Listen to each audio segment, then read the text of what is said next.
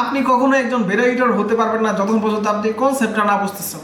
তো এডিটিং মানে আপনি বিভিন্ন ধরনের ট্রানজিশন দিতেছেন, বিভিন্ন ধরনের ইফেক্ট অ্যাড করতেছেন এবং আপনি অনেক ধরনের 3D ক্যামেরা মুভমেন্ট দিচ্ছেন। তো এডিটিংটা আসলে জাস্ট ট্রানজিশন এবং মুভমেন্টের উপর ভ্যারি করে না।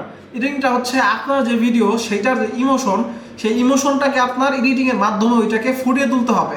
আপনার যে ভিডিও, সেই ভিডিওর পারপাসটাকে, সেই পারপাসটাকে আপনি বুঝে আপনার ওইখানে আপনার ইমোশন অনুযায়ী আপনাকে ট্রানজিশন এবং 3D ক্যামেরা মুভমেন্ট বলেন, আপনার সব ধরনের ইফেক্ট আপনাকে অ্যাপ্লাই করতে হবে। তো সেই জন্য আপনি বিভিন্ন ধরনের ইফেক্টের পিছনে না ঘুরে আপনি আপনার যে ভিডিও, সেই ভিডিওর যে ইমোশন, যে পারপাস, সেটাকে বোঝার চেষ্টা করেন এবং সেটার সাথে ম্যাচ হয় এরকম ইফেক্ট, এরকম ট্রানজিশন আপনি ইউজ করেন।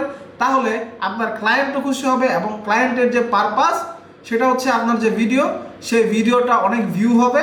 তো সেটা কি হবে, খুব ভালোভাবে ফুলফিল হবে।